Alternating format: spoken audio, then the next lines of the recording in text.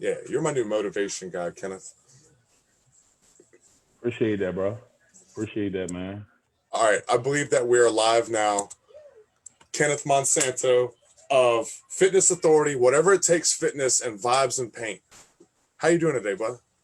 Bro, I'm blessed, man. Blessed. Focused. See, I love your energy, bro. I Blessed and appreciate that, man. focused. How'd you? Definitely. How, you're a business owner. You're a black business owner, yeah, and you're a young business owner. I feel like we don't have a lot of those either. How long have you been running the Fitness Authority and whatever it takes, fitness and vibes and paint with Mitri? So Fitness Authority is actually kind of my newest venture. That's me and a team. Russell Stewart, Chris Wilson. Those are my partners with Fitness Authority, and that's the brand where we bring challenges. We do digital training at home. Whatever it takes fitness, that's been going on for about 5 years. And Vibes and Paint, I started that about 2 years and some change ago. Okay, okay. What inspired you to do that?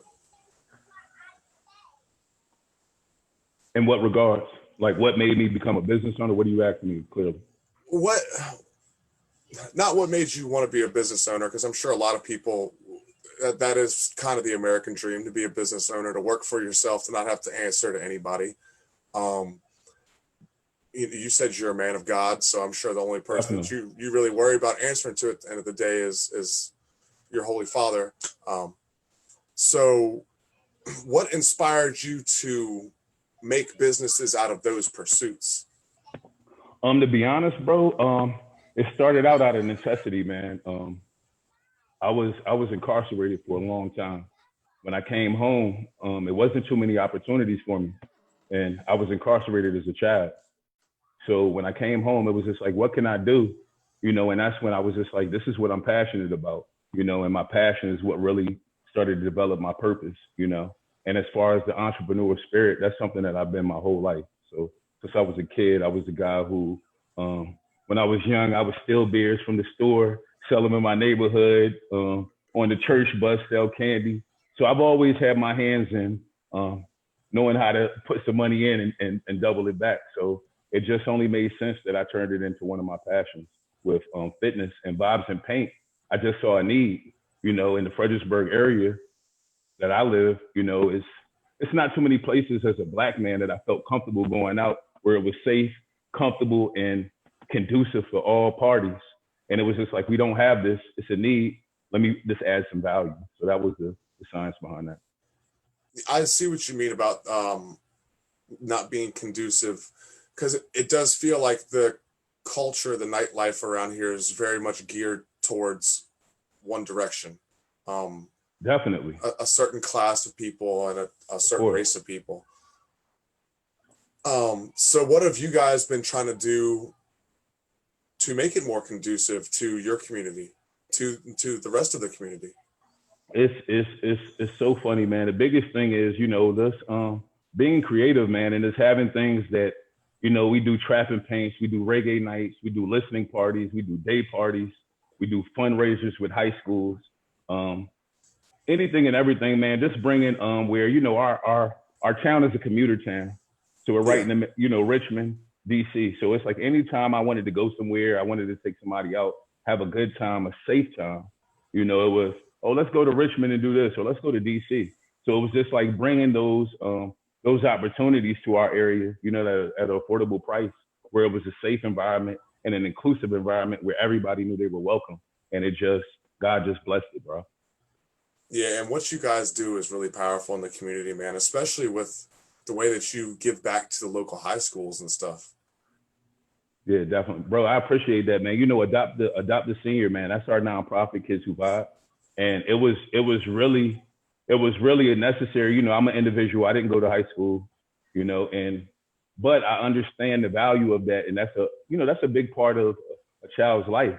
So it's just like where could we add value? That was the biggest thing. Where could we add value and really affecting our community? Where it was one thing to where we could donate this or we could do this.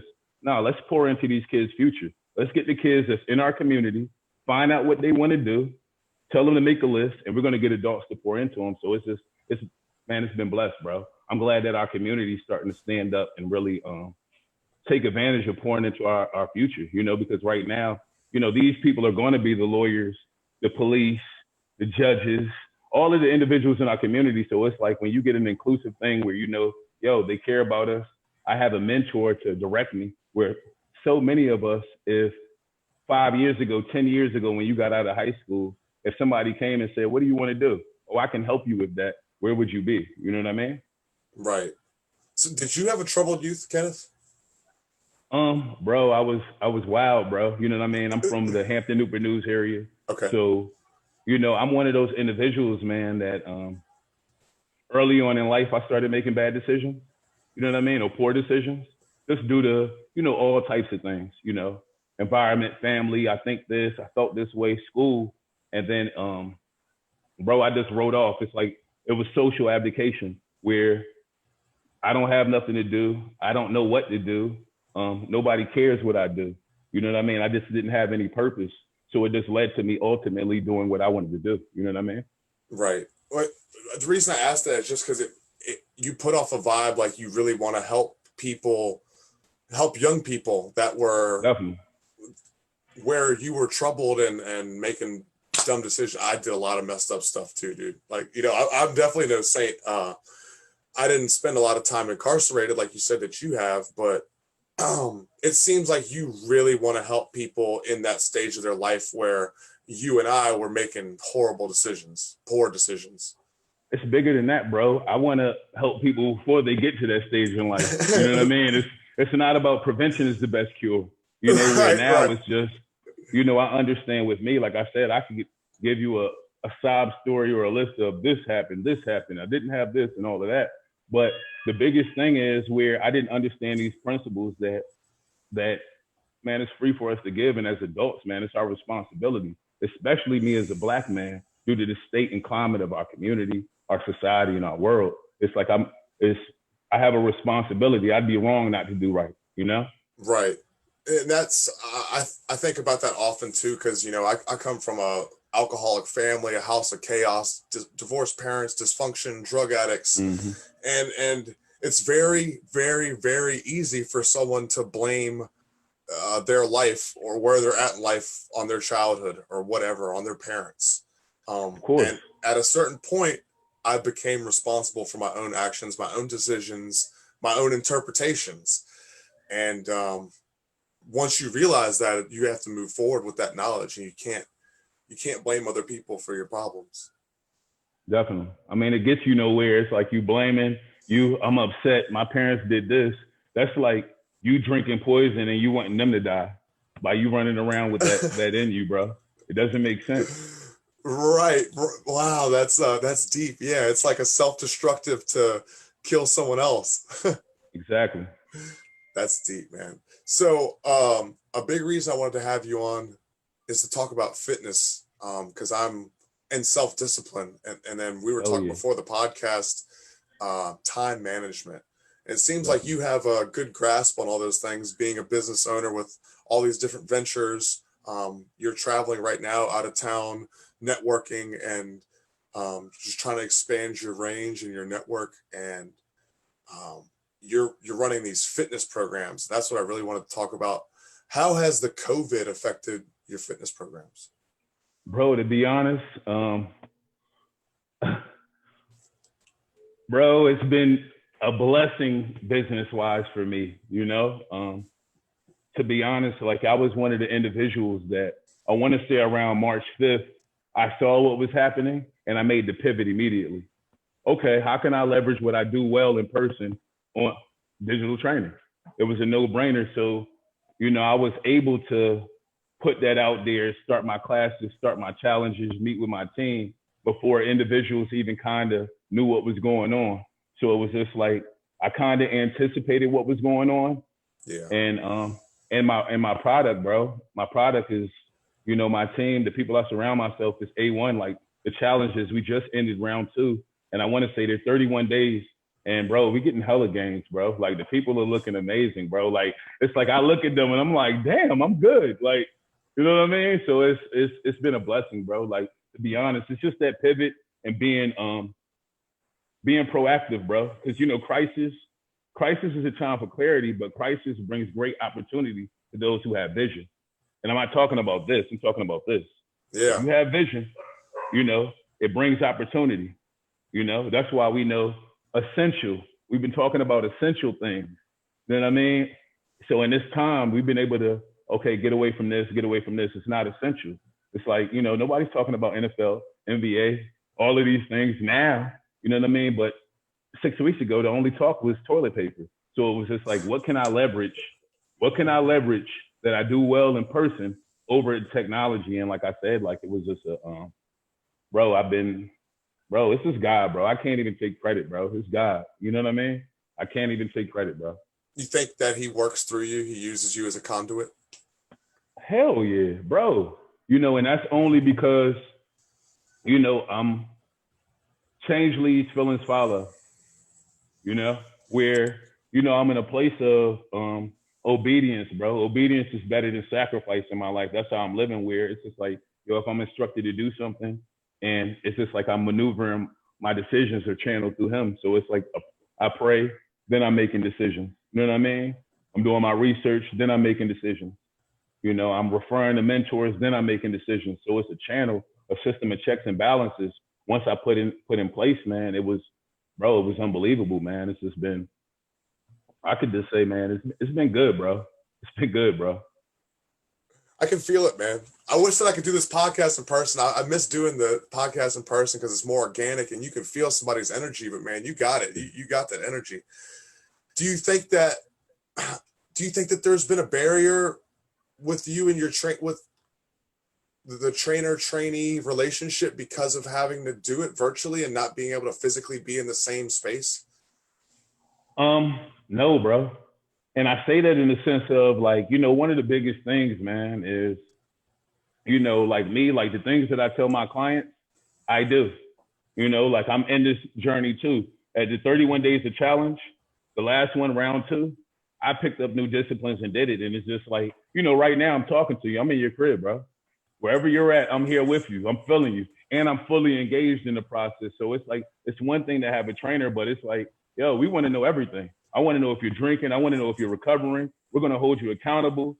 You know what I mean? I want to know everything and anything. That's because it's like their success is my success. So it's not a program. I know everybody in my class, you know, and by 5 o'clock in the afternoon, Monday, Wednesday, and Friday, that's 90 to 120 people that's been trained. I know all of them. You know, I'm familiar with them. And that's just the intentionality that I have with a great team, a great support system, and just really wanting to give supreme value. You know, like it's Fitness Authority. Fitness Authority is not because it was a cute name. It's just, we're the authority in that town, period. You know what I mean? And that's just coming from a level of, we're not just offering physical refinement, physical, mental, and spiritual refinement is what we're pushing. We're not just, you know, abs is a byproduct of having your mind right. Right. That's just something nice. The time management, the discipline, the commitment, the goal setting, you know, the delay in the gratification. Those are the things that we're really teaching people and helping them shape everything in their lives. Not just, like I said, this, you being cut up and having nice pecs and all of that. We all want that. It's summertime, but that's like the things that don't even matter once you start this process. And it's just like we're very intentional, bro. So it's like either way I like it, bro. It doesn't even matter, you know, like because it's just like you're getting the same service. The only thing is I'm not there yelling in person or acting crazy, jumping, you know, whatever the case in person. Right. And it's like many people have gotten in shape off them Jane Fonda and, 6-minute abs and Billy Blank's, Tybo and what's the other guy, Richard Simmons, people have been doing stuff like that for years. So why wouldn't what you're doing work? It's on a much more personal level than that. You know what I mean? Than watching a video of someone leading a class and you're kind of following. Because if you see someone struggle, you can kind of stop and kind of get them back into a pace. Definitely. That's the whole premise. Like we have beginner and advanced and intermediate programs. So it's like with our classes, they're set up group classes. Like I said, we're holding you accountable. We don't want you to injure yourself. Bro, we want you to win. You know, like I said, like your success is our success. It's where I I want a transformation pic. Period. Like if you say, yo, I want to lose 20 pounds, I want that pic with 20 pounds, you know? I want you to feel confident about yourself. If you're a woman that's been struggling in a weight, I want to show you, yo, you don't have to eat like a rabbit to get into shape. You know what I mean? And it's just the confidence. It's really like the confidence and the all around accountability that you give to people, man, is the biggest thing that I feel is lacking. It's because it's society where everything's instant, everything's now, and individuals just don't really understand delaying the gratification now. So it's so many things that we're able to implement that transition to all across the board that I just feel blessed, man, that God's using me in that capacity. You know what I mean? Yeah, it's beautiful. And I see that it is much more beyond fitness. You talk about it's self-discipline and it's getting away from instant gratification. And the way that I see it, that's self-love. That's self-love. That's having love for yourself to be mentally strong, to escape the instant gratifications of, you know, Taco Bell over cooking food at your house. The instant gratification of looking at this or, you know, picking up this, right? There's a big difference between these, right? Definitely. And I believe that self-discipline is a mark of self-love, and you can't go be in a healthy relationship or even have healthy friendships with people and tell them you love them if you don't love yourself. Right. So I think that's a big mark of that. You're helping people not only to get in shape and to get mentally stronger, but you're helping them love themselves again, man. And that's beautiful. That's the most powerful thing someone can do. So I guess also I wanted to thank you for doing my podcast, because you said a minute ago that you do a lot of research and praying and talking to your mentors and stuff before you make decisions. And I know that I'm sure you did that before you came on my podcast. So I appreciate you doing this despite all the craziness that I might have on my timeline sometimes. Hey, bro, you know, it's so funny because I looked through your timeline and I'm going to tell you what the deal was. I saw a post and I think it said something in regards of, you had a similar belief to me, you know, that I was like, huh, okay. You know, and one of the biggest things, man, as I said, I'm a Christian Black man, bro. I'm not your condemner, bro. I can't judge you. I make mistakes. You know what I mean? Right. You know, the biggest thing is what I tell everybody is, as leaders and a person of influence, we have to be mindful of the things we put out because it matters. Right. You know? But at the same time, I understood, like, you know, like, understand. You know, I understand. No, and we were talking about that before the show too. I was telling you that I think you said Mitri told you that I had influence or whatever, and I was like, yeah, I do, but I'm trying to channel it and learn how to use it the correct way. Bro, the biggest thing I would say about that, I can't say it enough, your physical, mental, and spiritual refinement. You know, the biggest thing is, you know, your giftings, the things that you have, the things that the influence that you have, bro, that's a God-given gift. That's not you. You're not so cool. You weren't so funny. Oh, yeah. You know what I mean? I mean, it's just like me with working out and the things that I've been blessed with. That's not due to me being so good. You know what I mean? And like you said earlier, we all have paths where if we actually got what we deserve, yikes. You know, if we actually got what we deserve, so it's like with influence is, one, understanding what are you trying to do? Understanding, yo, who's in control, bro? Like it's really, I don't want to push my my relationship with Christ off on you, bro. But I mean, like for me, and that's coming from somebody who didn't want to hear nothing about that for 29 years, 30 years of my life. Didn't want to hear nothing about that. I mean, it was the white man's religion. Right. And I mean, that was my perspective. That was my my thought process on it. And my experience validated that. But as we know, you know, one of the things I've learned, man, since I've started this journey, those are the places that the devil can have a foothold where you're ignorant. Like darkness is ignorance and the lack of knowledge. If I don't know, you know, I can believe whatever. So it's just like where I would say, bro, really, like it's like, man, with you, it just starts with the refinement, bro. Your mental, physical, and spiritual refinement. Understanding the source. Understanding the source. And one of the things is, you know, and I'm an individual, bro. I swear I tried to run, bro. I tried to run. You know, I didn't believe this, I didn't do this, but it's like where I got in relationship. And it's, as I said earlier, man, you know, man, I can only imagine when the church starts operating like the church. Like, that's going to be a beautiful thing, bro. So when you say you tried to run, do you mean like you started having like awakenings and you were trying to avoid them? I would say it's bigger than that, bro. Like, you know, I'm an individual. I was incarcerated for 10 years. You know, I fell when I was 17. I came home when I was 27. That whole time, you know, all types of things transpired from the time of, you know, that incarceration and before. And outside of it, dog, the restoration, the things that I have from a degree to the businesses, the homes, and like, you know, I'm blessed, bro. And it's like, that's only God. I'm not so good and I'm not special, you know, where I didn't understand. And ever since I put him first, you know what I mean? My influence, my business, my relationships have been thriving more. And that's not saying I'm running around humming and praying and acting weird. That's not that. That's just understanding, yo, he's my source. And this man gives me, I have a template of how I need to be conducting myself. Right. And a man with no standard can't be trusted.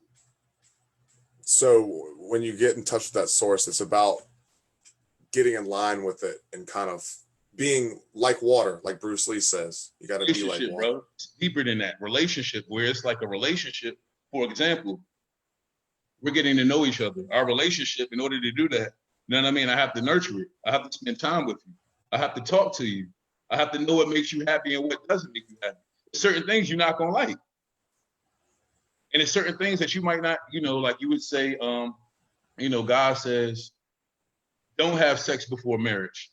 Why? That's crazy. That's this. No, because it gives you an unhealthy appetite that you were never meant to have. There's a reason behind it. And it's like where, you know, where you get a healthy fear, and not the fear of, oh, I'm scared, not the fear of reverence. The understanding of, yo, this is my source. And this is my source. Why would I want to disappoint who's going to give me anything that I ask for as long as I ask for it through his will? Right. As long as so it's just like having that awakening and that understanding was like, bro, I've been playing games. And I propagated that to so many people. I got so many friends that I have to talk to because I got them going to hell, bro. Right, right. Yeah, I know I'm not a typical Christian. I very much believe in Christ and God. But I do see what you're saying, and I totally get what you're saying, because I've felt that way too, where I've steered people in the wrong direction and put them in fear-based consciousness, or just not acted totally from love. And that's not Christ-like, you know what I mean? To be a fear monger, to try to get people to see things your way out of fear, or almost emotional, intellectual bullying. So I guess we'll just make it personal instead of make it overall. So what are some fitness tips you have for me? What are some fitness tips for you? Yeah, I was gonna, One, I would say bigger than that, man. I want you to set up a time that you're waking up. You need to set up a schedule for yourself and make one marginal goal. The marginal goal that I would have for you is like, you look at things like, all right, where's my water consumption? Where's my when am I waking up? You know, like I always find it, though, one of the corniest things that I find people do, bro. I can't stand when I call somebody and they're like, yo, I slept in. And I'm like, bro, are you a millionaire? Like, do you got your life together? Like, what are you doing sleeping in? So it's just like now in the time of writing down your goal.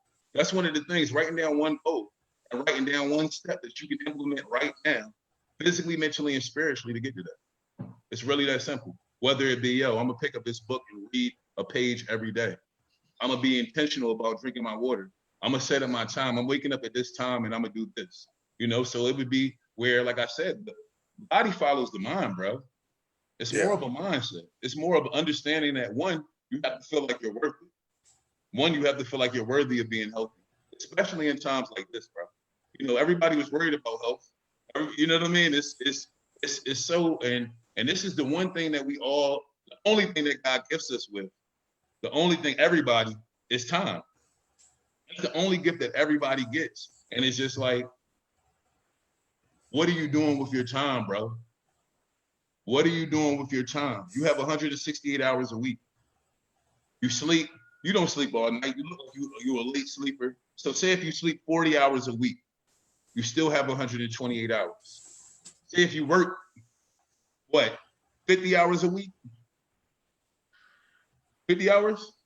I haven't been working at all recently, so I have no excuse to screw off. Bro, yeah, that's the biggest thing, bro. Taking back your time. That's the first thing. Do a time audit. See where your time is going and allocate your time. Okay.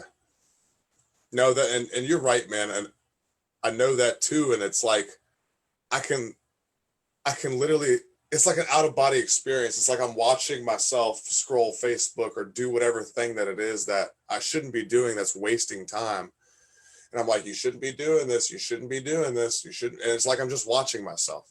And that was one of my New Year's resolutions, was time management, because I knew that if I could manage my time correctly, if I could get organized and have better self-discipline, that everything else, all my other goals as far as comedy and entertainment media, and life goals, you know what I mean? Family, learning certain skills, that everything else would follow with that.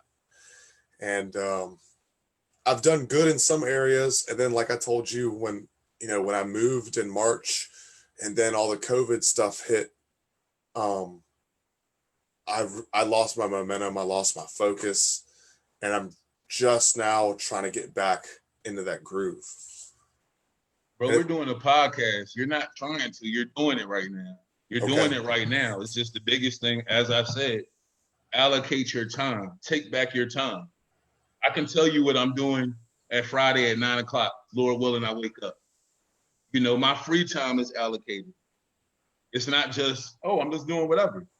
And Facebook, scrolling Facebook, all of these things, bro, there's a necessary place for that. It's a necessary place for that. But it's like, if you have downtime, if you have time that you're not working, what are you creating? What are you working on? And not an idea. Don't, oh, I have give me a plan. A plan, not an idea. Bro, a time audit. 168 hours and break down your time. That's the first place to start, and it has to be practical steps, because everybody says, oh, okay, well, I'm going to, man, my New Year's resolution. I don't even do that, bro. For real, my New Year's resolution this year was to make it through 21 days of prayer, which I did. You know what I mean? That was my New Year's resolution. Anything else was just like, where your time, bro, take back your time. 168 hours and break it down. If I sleep 40 hours, I have 128 hours. And it's like, man, allocating that time to your family. Eating with your family, hanging out with your family isn't allocated time. If you live in the household, you're going to do that anyway. Allocate your time, break down your time, and take it back. That's it. I like that, man. And you seem like you've been a big influence on Mitri, because at the times that when I had Mitri on the podcast, he had the affirmation alarms on his phone. Yeah, definitely. That was, say a prayer here, an affirmation here, and I tried to adopt that, and then it just, there was no follow through with it. It just became going through the motions. It was like, oh, cool, it's time to say this thing, instead of being like snapping out of whatever hypnosis state that I was in, whatever trance that I was in on Facebook or whatever thing, and going, no, I need to go play with the dog. I need to go exercise. I need to meditate. I need to work on this or work on that. I looked at it and was like, great. So, it's self-discipline, and it's getting away from the instant gratification of things like this, Taco Bell, etc. That's another thing I wanted to talk to you about too, man. So with the people that you're helping, are you giving them like dietary tips too? Bro, we do everything with jumping your body, bro. Customized meal plans, ban lists, bro, supplement recommendations. We teach you how to stretch. I offer specialty classes on Saturdays, glute camps, yoga. Dog, we do everything. Literally, all I ask is 1% of trust, and the other 99 I'll earn. You know, I just need you to say, yo, I want to get in shape, and I want you to just be committed to what you say you want to do. I'm gonna do the rest. You know, so where it's like really, bro, it's everything, bro. Like I said, man, I have a great team, bro, to where there's somebody next to me working right now. You know, somebody working on videos right now. You know, it's that type of energy where the intentionality in this next challenge, round 3, enrollment is open. Enrollment is open, you know, at Fitness Authority 31.com. You know, round 3, bro. I'm so excited about that just because the value that we're giving away, from recipes to smoothie ideas, the band list, to the yoga classes, the stretch. Our challenges are $19.99, bro. Yeah, I was going to ask, what are your rates for everything you're doing? It depends on what you want to do. If somebody wants a more customized approach, that's a little different. That'll be under Whatever It Takes Fitness. But as far as our challenges and classes, I have group classes. We have the challenges. Those are 7 live workouts a week where you get to meet me and the rest of the Fitness Authority instructors. Meal plans, a band list. You get community support. We have a Facebook community with people that are literally in there encouraging and just moving like lions, bro. Everybody, there's a pride. Like, everybody has the same goals. Everybody wants to become their best version of themselves. So those are like just a few of the things that we offer when somebody joins the club, bro, joins the team. Okay. I would love for you to use me as an example, man. I know I don't have the money to pay for a full class, but if you could give me like half of motivation and just some tips and a guideline, and then tonight when we get done with this podcast, I'll send you a before shot and just give you an idea of what I want to do. And I can send you money too, Kenneth. I can make that happen. But we can use me as a guinea pig, man, because I've been wanting to make some changes too, on all ends. So I would love to have you back on, and I'm not finishing the podcast by any means, but I would love to have you back again on the 10th of July. And we could do like the 30-day like show. Hey, just from this podcast and these tips that Kenneth gave me, you know, that Fitness Authority gave me, I was able to do this. So imagine if I, so maybe we can get you some more customers too, man. Okay, hell yeah. You got that fire, dude. Can you tell me more about your network? I really only know you and Mitri, but it seems like you have a really powerful team around you guys. Hey, bro, I'm blessed, man. Bro, it's so many, bro. It's like hidden figures. Like, I have so many people around that allow me to be Fitness Authority, Whatever It Takes Fitness, and Vibes and Paint, from the individuals who, man, my Doug, if I book my wife, Chris, Russell, Marche, Meech, dog, it's probably like, bro, I couldn't even in my support system. And like I said, my church, the leadership of my pastor, like, it's been a culmination of all of that, bro. A culmination of all of that. I couldn't say that I got it figured out. And literally, it's been a whole bunch of people and God that's put me in place, bro. It's not, anything special. And me just moving with integrity and being who I say I am. So that's a big part. My actions are a shadow of my convictions. So it's just like 8:44 tonight. That's who I am at 5 a.m. That's who I am in church. That's who I am in gym. That's who I am when I go to eat. That's who I am when I'm playing with my dog. You know what I mean? Just having that integrity, that wholeness. You know what I mean? So consistency. Good consistency. I think that's what all this comes down to, Kenneth, is consistency, right? Yeah, that's a big part, bro. Like, consistency, man, the compound effect of consistency. That's one of the things that I preach, just because with my fitness business, like, where now I have somewhat like local notoriety, but it's literally been, man, I've been taking the steps, bro. I've been taking the steps. It hasn't been it's been me doing it when I didn't feel like doing it. It's me doing it when I have a boot camp and nobody comes. It's me doing it when I drop a program and nobody buys. It's me doing it when I buy some shirts and nobody, you know what I mean? Just understanding how to leverage failure and understanding that failure is just a lesson.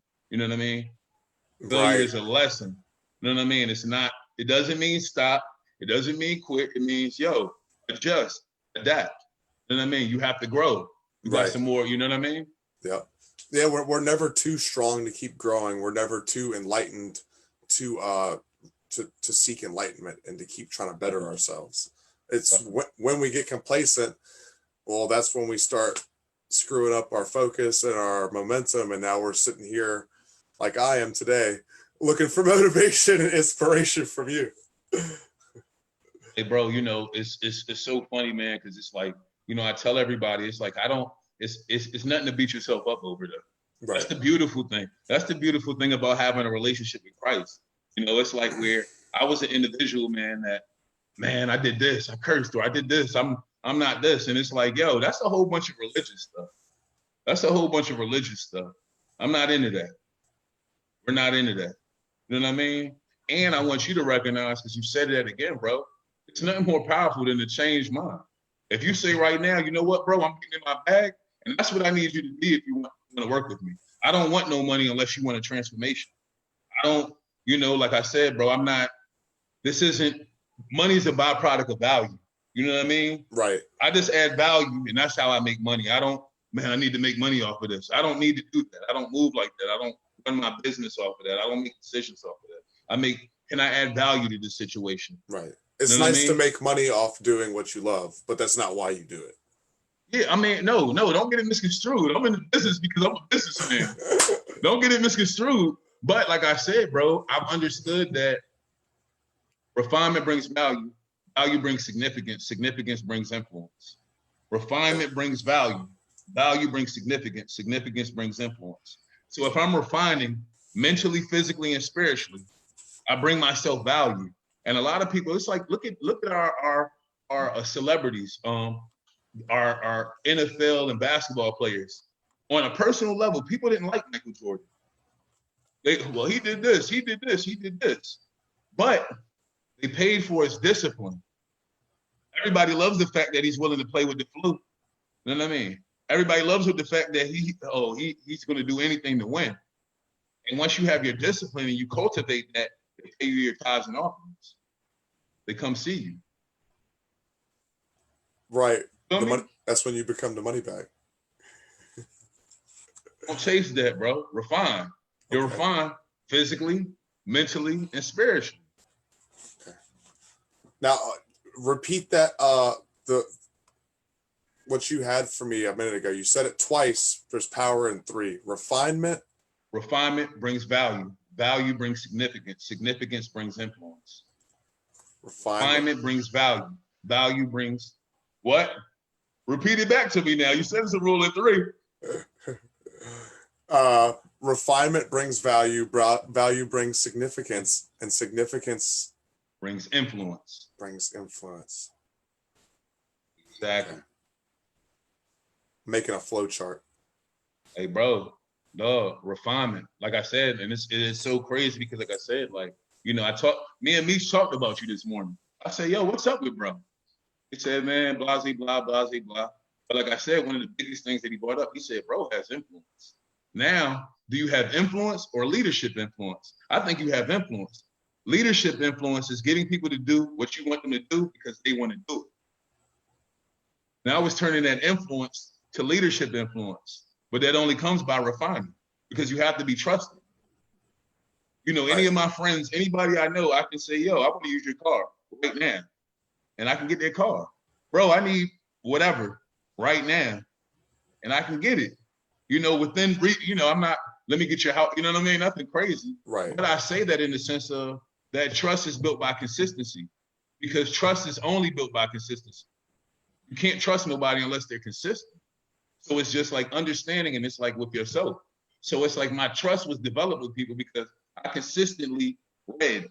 I consistently worked out. I consistently, like in my church, I'm consistent. So it's just like understanding those areas of refinement, being consistent in it, that's where the value comes, bro. Where someone like you that just has the God-given gift of, God just gave you influence. He gave it to you. Now it's your time. Refine it, sharpen it. Okay. I want to talk to you about that, the God-giving influence. I want to, because you said something earlier. We were talking about that. It sparked something in my head. like I said, I'm not your typical Christian, but I do study religion. I do believe in God and Christ. In the Bible, it says God spoke, God spoke, God spoke, God spoke everything into existence, right? Yes. And in science, it says that everything is vibrations, right? Mhm. Everything is vibrations moving at faster and slower paces. Our voice is putting off vibrations. This is vibrations coming through my throat to put this out here. You, and I've been told myself, have powerful voices, not in a symbolic meaning like, oh, the things he has to say and his influence. No, a literal, powerful voice. Do you think that has something to do with influence? That's part of the God-given thing, is that I'm giving you a better megaphone, I guess, a better communicator? I would go too far to say that every good thing comes from God. That's how far I'll go with it. Every good thing comes from God. Everything good. Everything good. You know, where of course, like you have a voice. You have a voice that's being heard. So it makes sense for him when he designed you, when he thought of you, to say, yo, I need to make sure that he's a good orator. He's able to speak from his diaphragm. People are willing to listen when he speaks. It makes perfect sense. And it's just, like that's how intentional it is. And that's how intentional he is.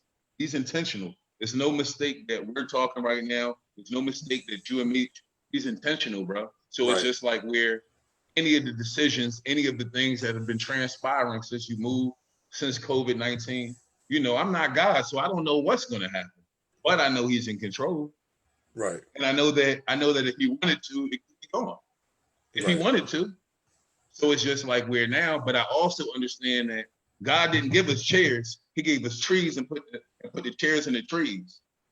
Right. He put the Gave us cars in the knowledge. mountains. Right. You feel me? Yeah, no, 100%, dude. I'm totally on your level with that. 100%. And then there's things like, if you want to look at this after the podcast, with the Fibonacci sequence and the phi ratio, that point to intelligent design. 100%. It's when you have an understanding of those two concepts, it's really, it points to the fact that there is a creator, the creative source, and it has, like you said, intention. This is not by accident. So the phi ratio, basically, it's the Vitruvian man, right? The Leonardo da Vinci picture of like the man with his arms and legs out. It's the circle around him. Okay. The ratio from my fingertip to here, the ratio from here to here, and the ratio from here to here, it's the same ratio as you. Even though I'm 6'6" and you're however tall you are, we You're still have. 6'6", bro? Yeah, I'm 6'6". Yikes. I'm just here for rebounds and defense. Yeah, I was about to say you should be dunking on somebody. I've been wanting to play some ball, man. My knees are jacked up right now. So I need to stop eating as many carbs. I think that the inflammation is getting to me. Man, I love talking to you, Kenneth. We definitely got to do this again on the 10th next month. And this is not over by any means. I still have more stuff I want to talk to you about. Is there anything else before we move on to more social issues or conversation? Is there anything else you want to get off your chest as far as like fitness wise, motivational, inspirational, anything like that?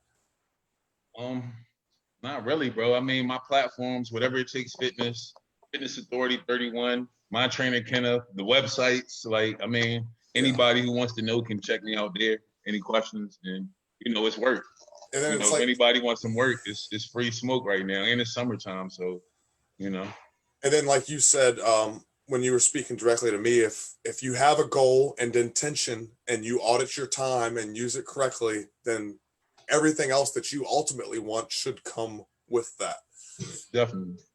Okay. All right. I'm going to take that into this next month and I'm going to start trying to work out. I'm going to get in touch with you after this podcast too. Definitely. And try to get a regimen from you or something, because I've been wanting to get in shape. I grew up a fat kid, and now I've lost a lot of weight since then, so I have like flabby stomach and flabby chest. So I've been trying to get myself right, to get my body to a place that I'm more comfortable going to the beach and taking my shirt off. Um, but also, it's not just about the superficial stuff like that. Like, yeah, that's great and all, but I know that the ultimate takeaway from that is going to be mental discipline, mental health, mental strength. Well, thank you for everything, because you're super motivational, dude. And I like having people like that around me, man. I've been trying to build a better network around me, and when you work with people like Mitri and everyone that you named in your network, it's hard to fall off the wagon. It's hard to lose momentum and lose focus when everybody around you is so focused and determined and intentional. It's like you got to keep pace with your group if you want to be a part of the gang, you know? Facts. So it's good to have good people around you. Bro, iron sharpens iron, man. One of the biggest things, man, is it's pinnacle. It's pinnacle for you as a man to be reading. It's pinnacle for you to be working out. It's pinnacle for you to be praying. It's pinnacle for you to have individuals in your life that can speak life into you, that are a sounding board that you can safely trust. That's because as a man, you got all of these things, fear, insecurity, all of these things pulling from you. All of these things constantly. Doubt. What am I going to do? My future, my life, this job, family, girl. All of these things are constantly pulling at you. And if you're not pouring things back in you, you're going to feel like wrapping yourself around a tree. Yeah. It gets overwhelming and you lose sight of yourself. And Definitely. that's how depression starts and anxiety and stuff like that. I mean, we were talking before the podcast. We had a really good pre-podcast talk, and you were telling me about all these things that you recognize in me, and basically were telling me that I needed refinement and the time audit, and yeah, it's affected me too, 100%. Sometimes I get scared though, but as a comedian, because it's like most comedians had a dark childhood, and a lot of good comedy comes from a dark place. So sometimes I'm like, man, if I fix myself, am I gonna not be funny anymore? And that's a lie that addiction tells you. Definitely. Because it wants you to keep around. Oh, I see you're trying to eat dinner, but I know it's late. Oh, no, you're good, bro. You're good. Yeah, hell yeah. So you had some things that you wanted to talk about.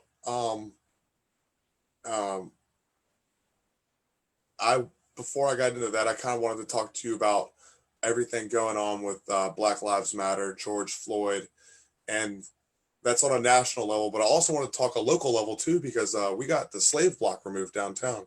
Definitely. So I just wanted to hear your input on all those. That's full scope of things. Well, to be honest, bro, I'm gonna keep it 100 with you. My answer in a nutshell is Jesus. That's my answer in a nutshell. You know, now let's look at practical steps.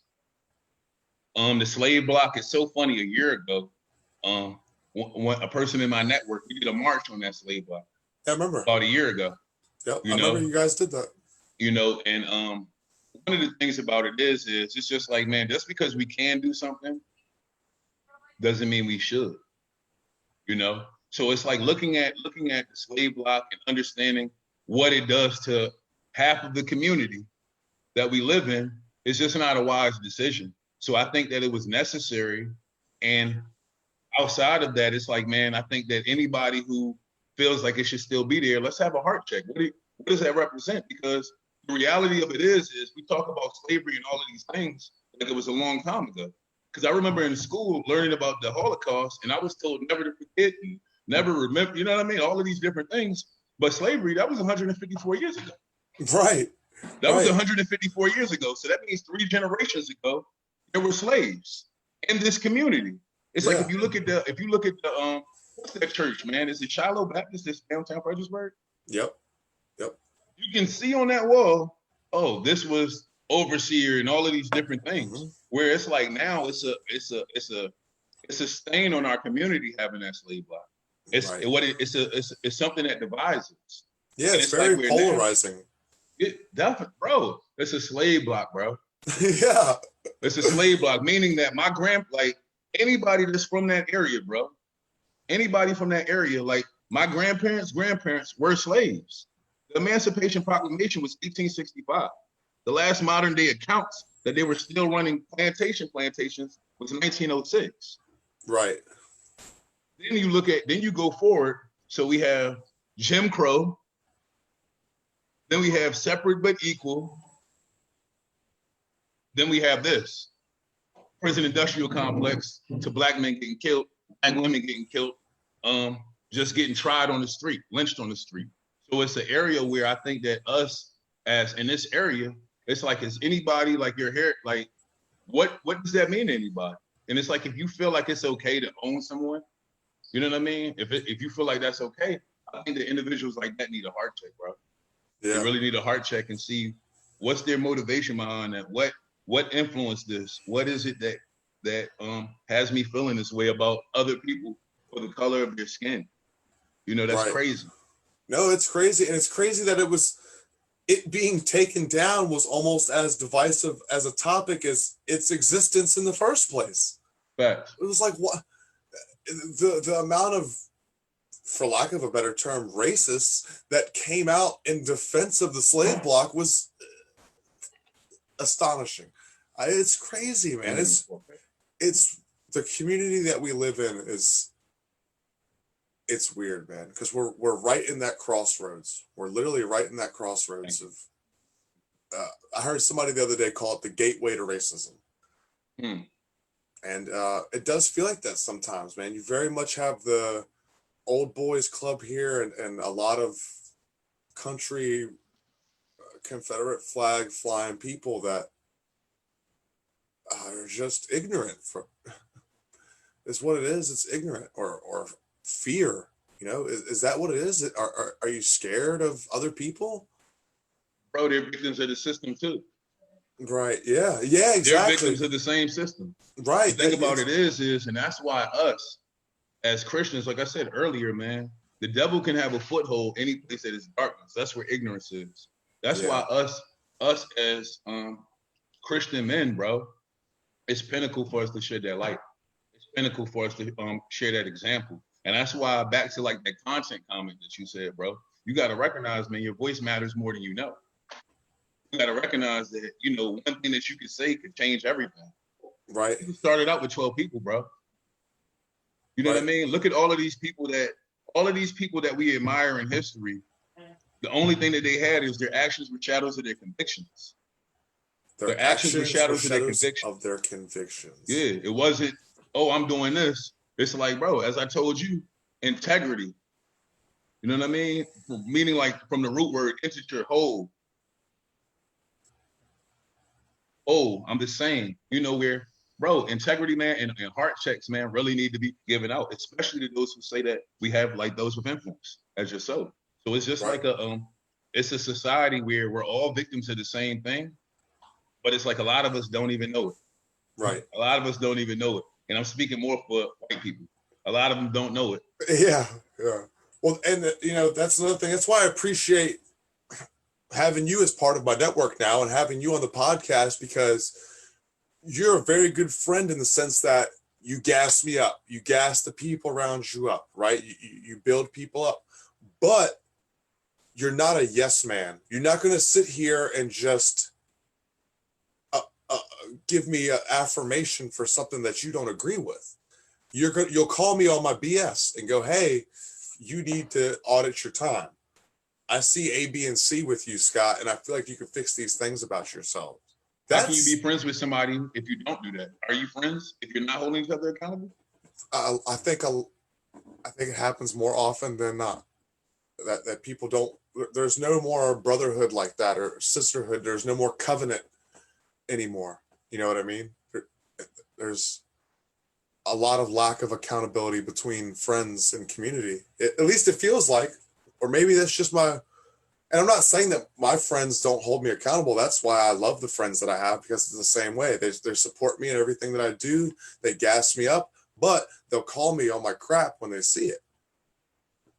And I think it's super important to have people like that in your life. I was just trying to get that out there. I'm sure a lot of people have friends that are just yes men, yes women. And I think that's a fake friend, because how are you going to, there's got to be times that you think, well, wait a second, Kenneth, what if you did this, or what if you did that? Well, if you hold that back from somebody that you supposedly care about, so your friend, then how much of a friend are you really for not giving them that insight? Exactly. Exactly. I'm kind of tough, bro, because it's like with me, a friend is someone willing, able, and capable of helping you reach your destination. Anything outside of that is an enemy for me. Right. Willing, able, and capable of helping me reach my destination. Anything outside of that is an enemy or a distraction. And it's a lot of times when you're trying to reach success, a lot of times distractions come masquerading as opportunities. Right. Right. You know what I mean? Yep. 100%. So it's just like, man, if they're not willing, able, or capable of helping you reach your destination, bro, they're an enemy, bro. Yep. They're an enemy. 100%. That's excellent insight, man. All right. So you talked about. So what did you want to talk about first? Because I asked you earlier if there were things that you wanted to talk about in particular. You said that you had a call to action, and you also said that you wanted to talk about your Juneteenth event. And I also think that it's important to just to give a brief synopsis of Juneteenth, because a lot of people don't know what that is. I knew of it, but I didn't know what it was. And I actually did my research today so that I could have a better understanding of Juneteenth. So which did you want to talk about first, your event or your call to action? Wow. Well, Juneteenth, that's basically, that's like Freedom Day. Yeah. That was actually, in correlation to the Emancipation Proclamation, as I told you, in 1865. But the Juneteenth event, we're doing a live painting by Meech, and this is a time where we're going to celebrate. Oh, cool. We're going to celebrate as a community, as a culture, equality, man. Equality. Okay. We're going to celebrate equality. This is going to be a time where individuals, man, can empower themselves and get an opportunity. Let me step out of my bubble. Right. Everybody's familiar with July 4th. You didn't even have to think about that. You know what I mean? Right. So it's a whole community of people here that celebrate something that you just now knew. You know what I mean? Right. Yeah. So this is going to be an opportunity for us to empower our community. It's going to be an opportunity for individuals to educate themselves and have fun and to see what the vibes of it is. And as Black business owners, it's pinnacle that we do this. 100%. 100%. I would even go so much as to argue that Juneteenth should be a national holiday. That's a fact. That's a fact. But it's so funny, man. The infrastructure of Fredericksburg's grown so much faster than the minds and concepts of the people. You know what I mean? Right. Where I wouldn't even, and it's like, it's so crazy where individuals, man, like, I don't know, like I can't say what they're going to do. I'm hearing different things, and the media has been inundating me with so much information that, from the pandemic to a Black person getting killed 3 hours ago in South Carolina, you know what I mean, by the police, to us seeing the Senate this morning with George Floyd's brother going, it's so much going on, man. There's so much going on. So it's like, this all brings it into my call of action. As a Christian Black man, the church is responsible. That's the only answer that I can have as a Black man. And I'm so happy that I can say Christian and I can identify with that first, That's because that lets me know that I know that God is in control and I know that he has a plan. And now I look at this as, our churches. In Fredericksburg is probably 100, Spotsylvania is 200, and Stafford, so on and so forth. It's a lot. Imagine if the church was teaching equality. Right. Imagine if the church was improving race relationships. Imagine if the church was acting like the church in love. Right. So as a Christian man, that's the first call to action. The church has to be the church, period. Right. If the church is the church, bro, that affects our whole community and our whole society. Yeah. That's the church being the church. And I'm not talking about religion, bro. I'm talking about this chasing being Christ-like. Right. I'm going to treat my brother as I want to treat myself. I'm going to do unto others as I want done to myself. You know what I mean? Anytime I view somebody, I'm going to look at you through the lens of, that's why I can't judge you. I look, bro, you got all types of wild shit on your page. But at the same time, bro, I'm just more mindful. I'm just in a different place than you. That doesn't make me better. That doesn't make you not a Christian or any of these things, man, where we have to take out, I have to say, yo, you know what? No, I mean, how does God view this brother? Right. Period. How does God view him? You know what I mean? Now let me align my actions with how God views him. And the thing about it is change leads, feelings follow. It's just like when you start this time audit, when you start following, it doesn't feel good, bro. It doesn't feel good waking up in the morning and working out, bro. It doesn't feel good eating fish and spinach every night. You know what I mean? And that's but at the same time, as you were saying, that compound effect of consistency earlier, as you were saying that, I have these things that you want to do. Now it's like imagine surrounded by the body of Christ, bro. Imagine you going to these relationships that you were talking about. If you could go to church in a small group and get exposed to men that are going to encourage you, that are going to sharpen your vision, that are going to help you, that are going to hold you accountable.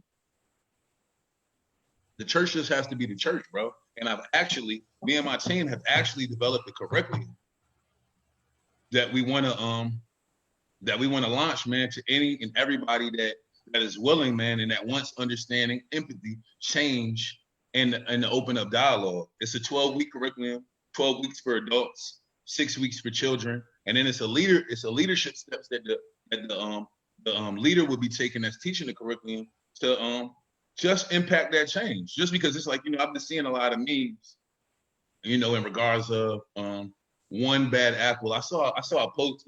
I was told about a post this morning where a woman was upset that her daughter was upset that her dad's a police officer, and people are like people hate him, and all of these different things. And it was so funny because the first thing that I was thinking was, how do you think that? So you go home, you can take off your uniform.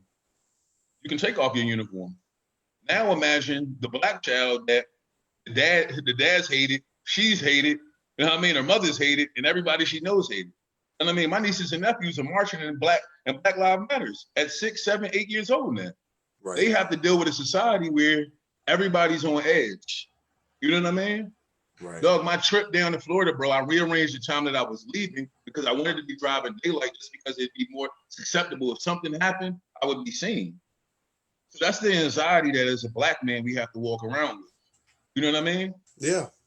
No, I don't know. I don't know what you mean. Yeah. I don't know what you mean. But the thing about it is most people aren't even willing to listen. It's just like in the stores, like downtown Fredericksburg, bro. I've never walked downtown. The reason why is like, what the hell am I doing down there? But look at crazy. I'm 6'2", 240 pounds. Right. And I don't have a lot of body fat. You know what I mean? It's like 10%. You know what I'm saying? So It's just like, naturally, I feel uncomfortable down there. I don't feel like I have no business down there.